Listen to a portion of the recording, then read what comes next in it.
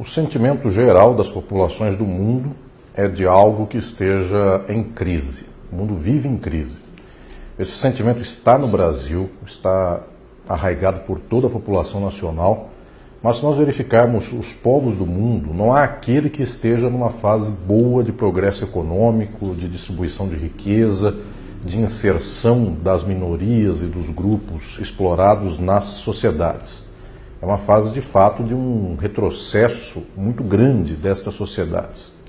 Há muitos que dizem que a culpa disso é por conta de políticos que não tenham grande capacidade ou que estejam agindo em retrocesso. Também, parcialmente, é isto. Mas o fundamental é que nós vivemos uma crise do capitalismo. Quando nós observamos o que se passa no Brasil, quando nós observamos o Trump nos Estados Unidos, nós vemos que o capitalismo mundial vem, pelo menos em algumas décadas, sofrendo um grave problema, que é justamente o fato de que não consegue mais dar conta da sua reprodução. Portanto, as empresas, o lucro que elas tinham, as grandes multinacionais, aquelas grandes corporações que dominam o mundo, elas não são muitas corporações, elas estão na conta de 500 empresas que dominam o mundo. Estas empresas, elas têm, pelo menos há 30, 40 anos, um modelo de negócios, um modelo de acumulação de dinheiro que tendencialmente é péssimo para a própria estrutura das sociedades. Isto nós chamamos no dia a dia de neoliberalismo. Então as empresas fazem o que querem, elas pagam salários baixos aos seus empregados. Por causa disso, uma grande massa da população não tem como consumir, ou pelo menos não tem uma capacidade de consumo tão alta como poderia ter com um salário elevado. Por conta disso, o neoliberalismo tem sempre um grave problema, e esse problema está no fato de que, ao apertar, ao fazer arroxo salarial, ao acabar com as condições sociais da população, nós não temos um mercado mundial suficiente para o seu desenvolvimento. Esta tragédia do capitalismo, deste modelo capitalista, vem pelo menos desde a década de 1970. Os seus resultados se veem no mundo inteiro, são crises por todos os países. É que por muito tempo estas crises foram pagas, essas crises estouraram em países periféricos da economia mundial. Brasil, América Latina, Ásia, África, mas desde o final da década de 1980 já vêm sendo pagos pela periferia da Europa. Então os países do leste europeu, a própria União Soviética, quando quebrou, estava pagando a conta de um sistema capitalista mundial, e então, já nos anos 2000, essa crise chegou no capitalismo central. Nós vemos que a Europa, Grécia, Itália, Espanha, Portugal, França, também Alemanha, há um movimento nesses países de uma quebra econômica. E nós observamos isso também nos Estados Unidos. Esta massa da população que vota no Donald Trump, além de ter sido cultivada historicamente por décadas e séculos, no que há de pior em termos de formulação política, em termos de ódio, preconceito, racismo, ignorância. Além disso, essa população também está desempregada, também está com condições muito aquém do mínimo existencial. Portanto, nós observamos que nós temos aqui um caldo de cultura. Eu diria tranquilamente que a nossa crise de hoje do capitalismo está no mesmo patamar de outras grandes crises capitalistas, como aquelas que levaram à Primeira Guerra Mundial e à Segunda Guerra Mundial. Nós tivemos nesse período na Europa um fenômeno horrendo, talvez o pior fenômeno da história do capitalismo, que foi a ascensão do nazismo e das variadas formas de fascismo. Massas sem emprego, massas sem condição econômica, com uma educação parcial, e que eu chamo de educação parcial. As pessoas têm até escola, as pessoas sabem até ler, escrever, fazer contas, mas não tem cultura, não tem um estado de elevação de espírito, não tem uma posição, inclusive, humana, de fraternidade, amor ao próximo, respeito pelas diferenças alheias. Todo este caldo que nós temos hoje no mundo, de visão de mundo, nós também tivemos isso ao tempo do fascismo e do nazismo. O Trump ainda não é um fascista como eram Mussolini, como era Franco, como era Hitler, como foi Salazar. Nós temos, de fato, ainda uma distância, mas nós já vemos hoje no mundo ressaltar um discurso de ódio, um discurso que afirma com muito gosto que se quer matar o próximo, que aquele que é diferente é um vagabundo.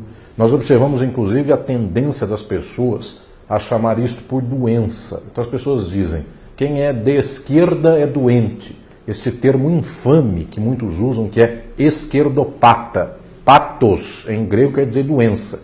Então, quem luta pela transformação da sociedade, quem luta para dar pão para quem tem fome, é chamado de doente. Porque o certo, o normal para essas pessoas seria de fato que o pobre morresse de fome. Então nós observamos aqui a grave distorção, inclusive de horizontes, que nós temos nesse mundo.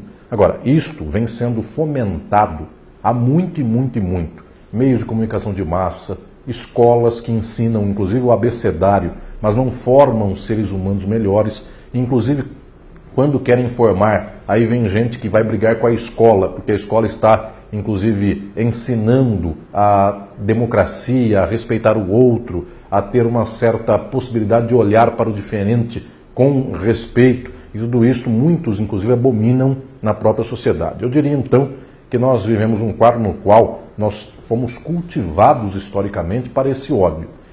Esse cultivo do ódio, às vezes, é mantido num patamar médio.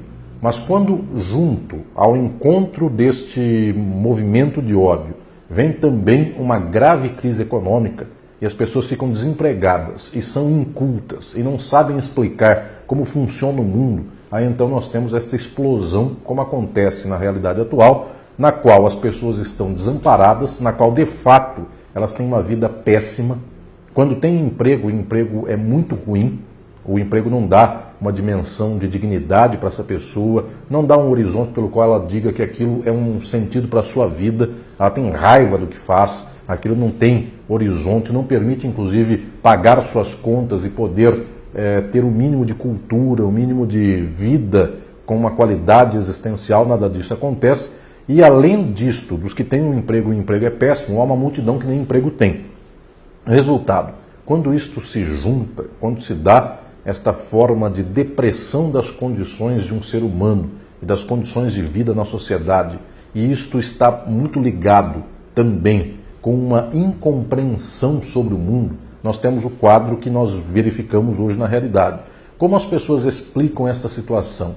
Elas descarregam o seu ódio naquilo que os meios de comunicação de massa dizem que são os responsáveis por este estado de coisas. E, em geral, não é nem a classe política toda, são certos setores da política, quase sempre, aqueles que são odiados pelos donos dos meios de comunicação de massa. Portanto, nós temos uma manipulação total da população.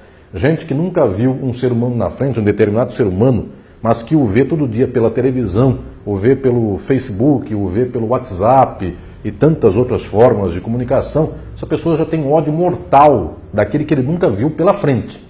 De tal sorte que nós vamos encontrando então a formação de uma espécie de manada social que é gestada neste ódio e, portanto, tem aqui uma espécie de emocional, mundo emocional muito manipulado, é como se fosse um fantoche. E nós observamos esta mesma massa horrenda que odeia determinados setores da sociedade do Brasil, que tem, portanto, aqui a bilis falando mais forte na sua vida, ao mesmo tempo essa mesma manada nunca foi para a cidade de Chapecó, mas sabendo que houve um trágico acidente aéreo com a equipe de futebol de Chapecó, todos os brasileiros são em favor de Chapecó. Ou seja, os brasileiros e qualquer população do mundo são manipulados para fazer amor, ódio, luto, matar, das mais variadas formas, e todos vão entrando neste grande caminho pelo qual a diferença entre matar alguém e estar em luto por conta de Chapecó é mínima. Nós observamos aqui como as pessoas, inclusive nas redes sociais, ora vestem verde porque morreu o time de Chapecó, ora vestem cores tais e quais porque assim está a moda, e para ser fascista basta que a maioria se torne fascista também. Então, para usar uma camisa verde fascista ou para usar a camisa da CBF, esta entidade das mais corruptas do mundo, para defender o fim da corrupção, nós vemos multidões no Brasil fazendo isto. Inclusive, uma camisa do Brasil que, para os termos do orgulho futebolístico nacional, acabou de perder faz algum tempo, 2 anos, de 7-1 para a Alemanha. E mesmo assim, com este orgulho ferido, as pessoas pleiteiam o fim da corrupção com a entidade mais corrupta estampada no seu peito. Resultado, nós temos hoje no mundo massas que são muito informadas. Só que a informação que essas massas têm é a mais rasa possível. As pessoas sabem um pouquinho de muita coisa. Não é como no passado que a pessoa tinha um certo desconhecimento ou uma certa ignorância da maioria dos assuntos e conhecia alguns que eram aqueles muito próprios da sua vida. Hoje há uma certa ignorância geral com uma pontinha de conhecimento de muita coisa. Então, se alguém não sabe cozinhar, abre a internet e tem um vídeo explicando como cozinha. Se alguém não sabe sobre política, também tem alguém na internet num vídeo de 2 minutos xingando alguém. E isto para ele é a política, é a explicação da política. Ele não vai ler uma obra de Aristóteles sobre a política, ele não vai ler o que Rousseau escreveu sobre a sociedade, o que Marx escreveu sobre o capitalismo, o que Foucault falou sobre as minorias. Isto não está na conta da maioria da população. Quando eu digo que não está, está disponível para qualquer um. Basta tentar saber quem foi Foucault, Marx, Aristóteles, Rousseau. As pessoas teriam acesso rápido na internet a tudo isso. O que ocorre é que elas não vão chegar a isto. Elas vão ver alguém que num certo programa pela internet, pelo YouTube, esta pessoa vai xingar alguém e se bater na mesa e se falar palavras esdrúxulas, melhor ainda. Então as pessoas vão ter certeza de que alguém é do mal, alguém é do bem. E observemos nós, voltou esta indigente compreensão de mundo, que já tinha sido afastada faz muito tempo, mas voltou no senso comum das pessoas esta ideia de dividir os seres humanos, a sociedade, ou então os grupos sociais, entre pessoas do bem e pessoas do mal. Isso é de um moralismo tacanho, ridículo, é uma forma de compreensão esdrúxula, mas tudo isso voltou. Por quê? Porque, de fato, as pessoas estão vivendo um momento de profunda depressão social, econômica. O capitalismo não é inclusivo, o capitalismo não dá para as pessoas condições de vida plena, por mais que o capitalismo tenha dado avanço tecnológico. Mesmo assim, a pessoa tem hoje um celular, tem hoje um meio de comunicação pelo WhatsApp, mas isso a torna escrava deste meio de comunicação, então ela continua trabalhando em casa, ela responde e-mails no celular, ela manda mensagem para o seu chefe, a chefe chama para trabalhar às 5 da manhã, então ela está notificada e ela vai trabalhar. O resultado, até os meios que dão possibilidade de acesso a uma outra qualidade de vida para a população, tudo isso teve uma mudança drástica, não é para a dignidade, para o avanço, para a plenitude do ser humano. Pelo contrário, são formas tecnológicas para fazer com que a exploração contemporânea se torne de um nível em um nível, se chegue a um nível ainda maior. Portanto, eu vejo que a sociedade mundial, brasileira em específico, todas as sociedades do mundo, têm padecido violentamente pelas contradições do capitalismo. Como pouca gente fala sobre o capitalismo, como pouca gente analisa a estrutura social, é como se nós estivéssemos nesses tempos todos colocando um band-aid, colocando aqui alguma coisa provisória para tampar uma doença que é profunda neste tecido da própria sociedade. Exatamente porque nós estamos tentando localizar a culpa num político, a culpa numa pessoa ou a culpa numa instituição. Não estou dizendo que não haja culpas pessoais nem institucionais, mas o fundamental é que nós não estamos enxergando o tipo de sociedade que é a nossa, capitalista. Para ainda falar do capitalismo, nós temos uma certa dificuldade nos países do mundo em falar do capitalismo, porque as pessoas têm um vínculo afetivo muito ruim, inclusive, mas existe isso, mas as pessoas têm um vínculo afetivo com os seus patrões, com os seus capitalistas. Então, uma cidade pequena tem uma usina de cana-de-açúcar. O dono da usina de cana é o grande capitalista daquela cidade. O povo inteiro depende daquele capitalista, então trata, numa forma quase de vassalagem, este grande capitalista local. O que ocorre é que a demanda e a vida do capitalismo é tamanha, as contradições e a exploração capitalista vão de tal modo que hoje, inclusive, o dono da usina nem é mais um local, é um fundo de investimento da China associado com os Estados Unidos. Portanto, chega um momento, inclusive, que nem o respeito ao capital nós temos. O que faz, então, a população se manter nesses limites arraigados do capital? É que o capital não é por conta do respeito ao seu patrão, nem por conta de que o seu dono da empresa onde trabalha foi padrinho do seu filho e batizou a sua filha. Não é mais isso. O que ocorre é que as pessoas são bombardeadas todo dia para consumir, para ter.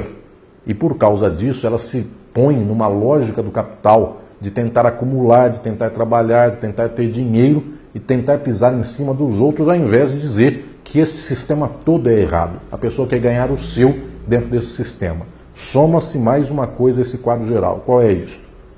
além de escolas com um certo nível de formação simplesmente para o mercado de trabalho, não para a crítica, além de uma organização social no qual as pessoas são dadas a futilidades. A televisão só conta o que há de mais bizarro e que não informa num nível profundo a sociedade. Além de tudo isso, nós também ainda temos velhas manifestações que vão se travestindo de novidade e vão se colocando no quadro social. Uma delas é o contexto religioso. As pessoas têm uma certa ligação de mundo com a religião, um certo afeto moral com a religião, então as pessoas não compreendem a sociedade como um bloco ou uma estrutura. Elas creem que sua possibilidade de sucesso ou seu fracasso, tudo isso advém de uma culpa, tudo isso advém de uma escolha de Deus. Então, ao invés de se politizar, ao invés de se juntar para transformar a sociedade, as pessoas, via de regra, rezam. E por causa disso, a doença não é culpa da falta de remédio, não é culpa da tecnologia médica que está ruim, nada disso. A falta de condições de saúde é Deus que está castigando porque alguém fez tal coisa e por causa disso a doença chegou. Resultado, quando se soma o moralismo religioso, quando se põe a isto um nível de cultura muito especificamente técnico, sem visão crítica, e quando se põe uma vasta exploração social, nós estamos como estamos. O capitalismo, mais uma vez, não é a primeira vez, o capitalismo sempre faz isso, mais uma vez o capitalismo está nas portas do fascismo.